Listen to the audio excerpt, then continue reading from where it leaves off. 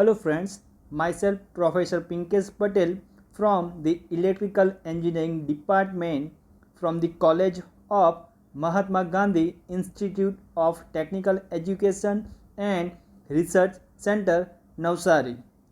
Today I am going through a subject of Electrical Power System 1 having a subject code of 2150908. This subject that is the part of the third year 5th SEM. This is the flow of the contents, course details, scope and objective of the course, text and reference books, and last one that is the chapter wise course plan. So we can start with the course details. The name of the subject that is the Electrical Power System 1 having a subject code 2150908. This subject having a credit of 3. Now we are going for the lecture side. So this subject having a total of 3 lectures. There is not any tutorials and practical on this subject. Again this subject having a 3 credits. Now we are going for the evaluation scheme. So mid-sem having a 20 marks, ALA that is stand for the active learning assignment having a 10 marks, university exam having a 70 marks that is for the theory exam. Then after there is not a EAC, OEP and internal marks for this subject. So total marks for this subject that is equal to 100. Now we are going for the scope and objective of the course. So after learning the course, the students should be able to understand the supply system, explain the mechanical design of the transmission line, calculation of the line parameters, resistance, inductance and capacitance, compare DC and AC distribution system, explain the representation of the different power system components and loading capability of the generator, and last one that is describe the underground cable. So all the things that we can learn from this subject. Now we are going for the different kind of text and reference book which is used in this subject. So first one that is the Modern Power System Analysis by D.P. Kothari and I.J. Nagrath. Second one that is the Principles of Power System by V.K. Mehta and Rohit Mehta.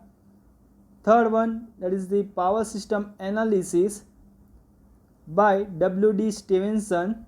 And fourth one that is the Electrical Power System by C.L. Wadhwa. So all that 4 book which can be used for electrical power system. Now we are going for the chapter wise course plan. So this subject having a total of 7 chapters. First chapter that is the supply system. Second one that is the mechanical design of transmission line. Third one that is the inductance and resistance of transmission line. Fourth one that is the capacitance of transmission line. Fifth one DC and AC distribution system. Sixth one that is the representation of power system components, and last one that is the underground cable. So now we are going for the briefly explanation of the individual chapter. So first one that is the supply system. So now firstly if we can go through a electrical system having a total of mainly 3 components. First one that is the generating station, second one that is the transmission system, and third one that is the distribution system. So firstly with the help of different kind of power plant we can generate the electricity at the 11 kV. Then after which can be stepped up to 132 kV which is considered as a primary transmission system. Then after voltage that should be again stepped down up to a 33 kV which is considered as a secondary transmission system, and then after again the voltage that can be stepped down up to 11 kV which is considered as a primary distribution system. And last one, that is again 11 kV, that can be stepped down up to a 440 volt, which is considered as a secondary distribution system. So three-phase supply which is considered having a voltage of 440 volt. So for that we can go through a three-phase load, and if we have to use as a single phase supply, so for that we can consider 230 volt, that is the line to phase voltages. So that again supply system which can be classified into two way. First one, that is the DC and AC supply system, and second one, that is the underground and overhead system. So all the things that we can learn from supply system. Now chapter number 2, that is the mechanical design of transmission line. So if we can go through a mechanical design of the transmission line, having mainly two lines. First one, that is the underground system, and second one, that is the overhead system. So inside the category of the mechanical design of the transmission line, we have to consider the number of factors like sag, stretch, tension, span. Again, if we can go through a underground system, so underground system having a installation cost which is very high. Again, it is very difficult to transmit a power to the long distances with the help of underground cable, which is very difficult. So to overcome that kind of problem, we can go through a overhead system. So all the things that we can learn from the chapter number 2, that is the mechanical design of transmission line. Chapter number 3, that is the inductance and resistance of transmission line. So from this chapter we can learn about what do you mean by inductance, what is the leakage reactance, what is the leakage inductance, what is the self GMD, geometrical mean distance, what is the role of the transmission, what is the role of the inductance in the transmission line. So all the things that we can learn from the chapter number 3.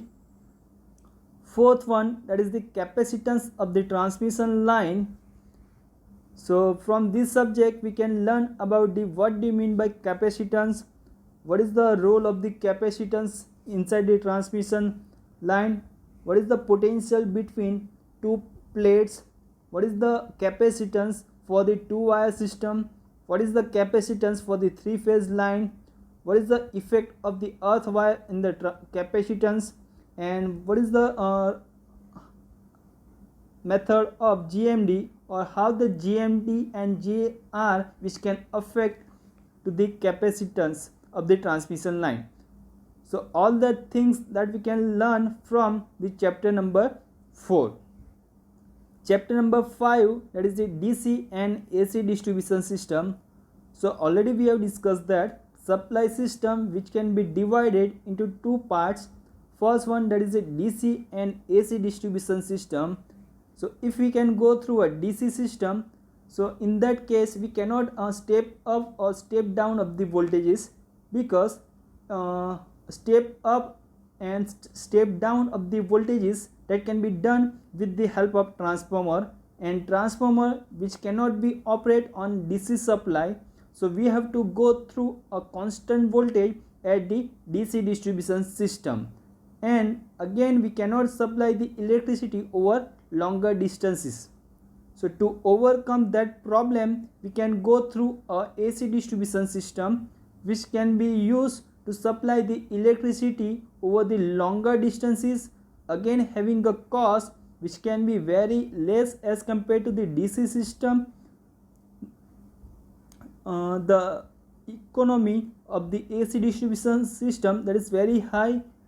The performance or the efficiency of the AC distribution system which is high as compared to the DC system. Now again we can learn about the connection scheme of the DC distribution system. What is the classification of the distribution system, what is the classification of the distributor, Then after we can learn about the AC distribution system. So all that things that we can learn from the chapter number 5, DC and AC distribution system. Chapter number 6, that is the representation of power system components. So inside the power system, having a different kind of components like transformer, transmission line, generating station, all that are connected over there. So we can go through a representation of the transformer, synchronous machine, so that we can represent over there in terms of per unit system. So with the help of per unit system, having a several advantages over there. Again we can go through a power factor and how we can improve the power factor, so that we can learn from this chapter, and what kind of protection that can require for the all kind of components which is connected inside the power system.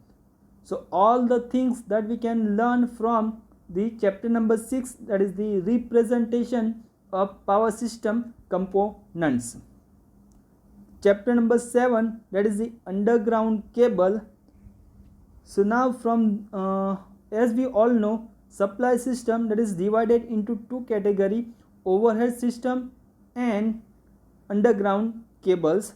So if we can go through a overhead system, having a many kind of fault that may be occur inside the overhead system.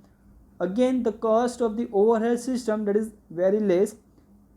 If we can go through a underground cable, so underground cable which can be used to supply the electricity from generating station to the consumer's side. So for that we can go through a underground cables as well as overhead system.